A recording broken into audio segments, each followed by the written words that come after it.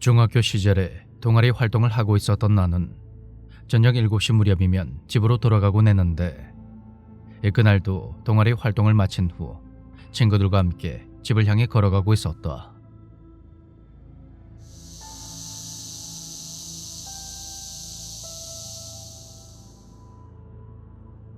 한여름 찌는 듯한 무더위에 하늘은 어슴푸레해졌고, 나는 집 근처에 있는 교차로에서 친구들과 헤어져 오른쪽 길로 들어섰다. 여기까지는 평소와 같았다.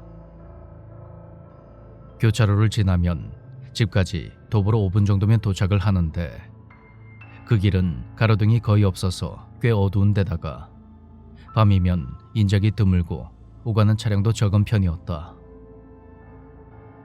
그렇게 친구들과 헤어지고 얼마 지나지 않았을 때였다.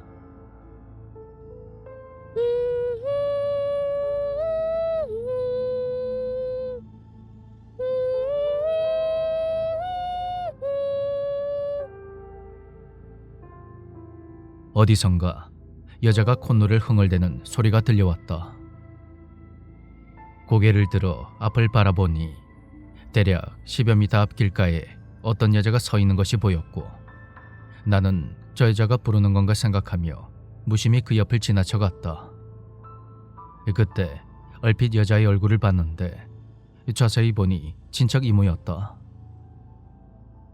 주변이 어두웠고 시력이 좋지가 않아서 미처 알아차리진 못했는데, 그녀는 어머니의 사촌 동생으로 길에서 가끔 마주치면 인사 정도만 하고 지내는 그런 사이였다. 우연히 만날 때마다 이모는 늘 생소한 멜로디에 콧노래를 부르며 걷곤 했는데, 그래서 뭔가 독특한 사람이란 인상이 있었다.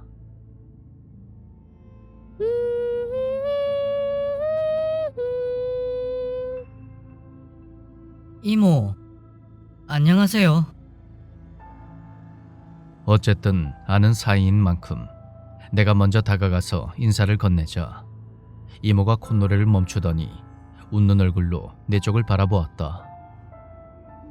웃는 얼굴이라기보다는 희죽거리고 있었다는 말이 더 정확한 표현인데, 그녀는 내 인사를 받지 않았다. 평소라면 인사를 받아줬을 텐데 왠지 묘한 기분이 들었다.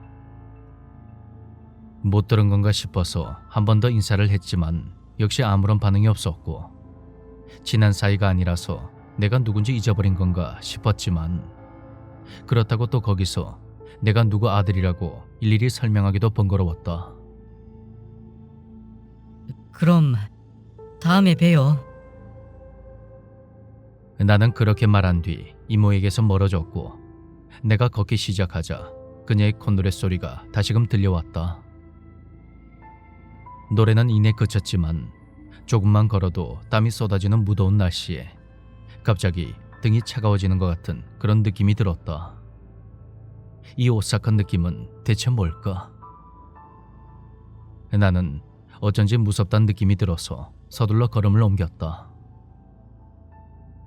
그 무렵에 학교에서는 강령술의 일종인 코끼리상이 유행이었는데, 하필 그날 점심시간에 친구들과 장난 삼아서 코끼리상을 했던 터였다. 별다른 일은 없었지만 혹시 코끼리상으로 불려온 귀신이 나에게 붙었나, 그런 생각을 하니 괜히 더 무서워졌다. 기분 탓이라 여기며 걸음을 재촉했지만 한 발자국씩 내디딜 때마다 등 뒤가 급격히 차가워지며 온몸이 벌벌 떨릴 정도로 소름이 돋았다. 뭔가 이상하다는 걸 깨달음과 동시에 나는 누군가 내 바로 뒤에서 걷고 있다는 걸 알아챘고, 그가 꽤 가까운 거리에 있다는 걸 알았지만 나는 평정심을 유지하려 애를 썼다. 인기척은 점점 더 나에게 다가왔고, 바로 뒤까지 왔다고 느낀 순간 나의 공포와 긴장감은 극에 달했다. 그 순간이 바로 내 생애 가장 큰 공포를 느낀 때였다. 도저히 견딜 수가 없어서 뒤로 고개를 확 돌렸는데 아무도 없는 것이다. 역시나 기분 탓이었나 싶었지만 등이 여전히 시려왔고, 다시 앞을 향해 걷기 시작하자 뒤에서 찬 공기가 나를 감싸는 것 같은 그런 느낌이 들었다. 나는 두려움을 견디지 못하고 달리기 시작했고 차가운 무언가가 계속해서 쫓아오는 게 느껴졌지만 너무나도 무서워서 뒤를 돌아볼 수가 없었다. 나는 온 힘을 다해 달려서 금세 집에 도착했고 부엌에서 저녁을 만들고 있던 어머니를 보니 겨우 마음이 놓였다. 고생했다. 어서 들어오나 아들. 근데 너 얼굴이 왜 그렇게 새파랗게 질렸어? 뛰어온 거야? 네.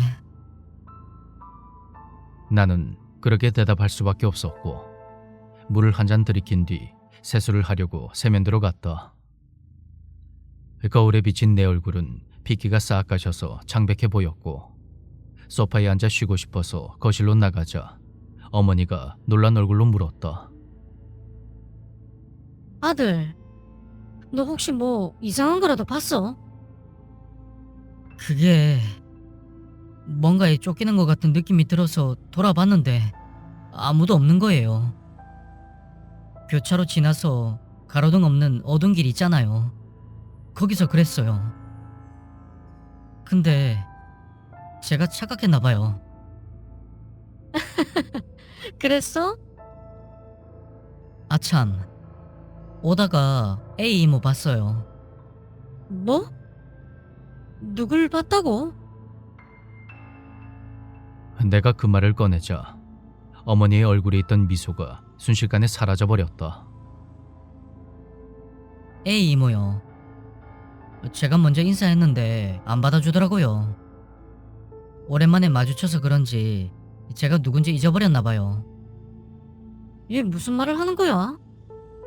그 이모 작년에 돌아가셨잖아. 진짜 그 이모 본 거 맞아?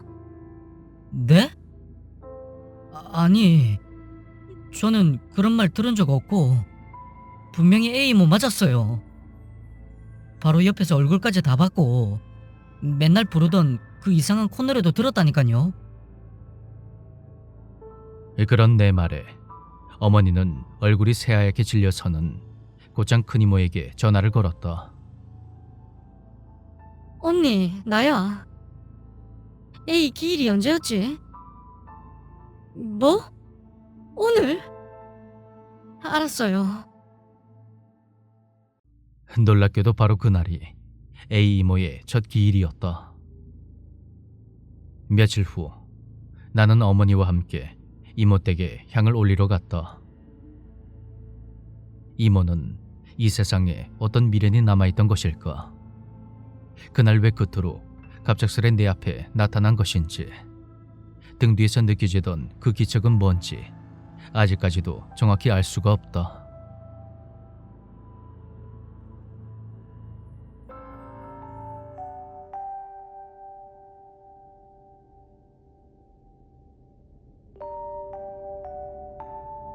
안녕하세요. 이번에는 저희 또 다른 중마고운 녀석의 이야기를 해보도록 하겠습니다. 이 친구가 어릴 적에 그 가족들이 실제로 겪은 일인데요. 편의상 그 친구를 A, 친구의 여동생을 B라고 하겠습니다. 경찰 공무원인 A의 아버지는 B가 태어나고 몇 년 뒤 그간 열심히 저축한 돈으로 아파트로 이사를 가게 되었다고 합니다. 참고로 그 아파트는 제가 앞서 제보했던 이야기인 집안의 붉은 남자라는 이야기의 주인공인 교도관 친구와 제가 현재까지도 살고 있는 곳입니다. 우리는 서로 동만 다를 뿐이지 같은 아파트 단지에서 어릴 때부터 같이 살았던 거였죠. 그렇게 A네 가족이 이사를 오고 며칠 후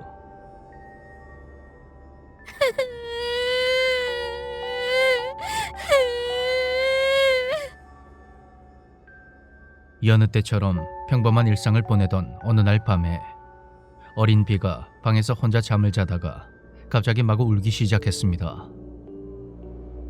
그 무렵에 B는 말문이 막 트였을 때였고 그 소리에 놀란 A의 어머니는 B가 혹시나 배변 실수라도 한 줄 알고 방으로 뛰어들어갔습니다. 그런데 울음을 그친 B가 이런 말을 했다고 합니다. 모르는 애들이 내 방에서 막 뛰어다녀. 그 말을 들은 A의 어머니는 조금 무서운 생각이 들었지만 B가 아직 어려서 악몽을 꾼 거라 생각하며 B를 달래서 다시 재웠습니다. 다음 날 아침 A의 어머니는 야간 근무를 마치고 퇴근한 A의 아버지에게 간밤에 있었던 일을 털어놨습니다. 참나. 아니, 애가 키 크려고 악몽 꿨나 보지. 그럼 오늘은 내가 그 방에서 잘게.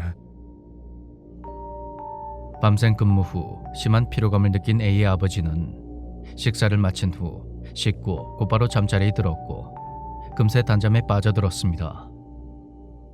그렇게 얼마나 지났을까?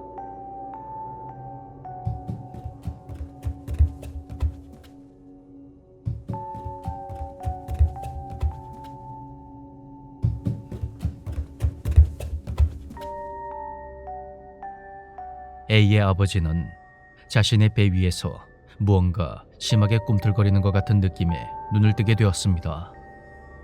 그런데 아버지가 덮고 있던 이불 위로 여러 명의 아이들이 뛰어다니며 웃고 떠들고 있었던 것입니다. 보통 사람이 이런 일을 겪게 되면 기절을 하거나 비명을 지르면서 밖으로 뛰쳐나가거나 할 텐데 찐 경찰이었던 A의 아버지는 역시나 달랐습니다.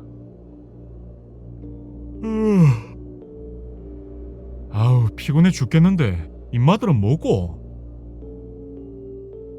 A의 아버지는 아이들을 이불에 그대로 둘둘 싸서는 그걸 아예 통째로 베란다 밖으로 던져버렸다고 합니다. 그것 때문인지 뭔진 모르겠지만 신기하게도 그 이후로 문제의 그 방에서 아이들이 나타나거나 또 다른 이상한 일은 일어나지 않았다고 합니다. 믿기 힘드시겠지만 실화입니다.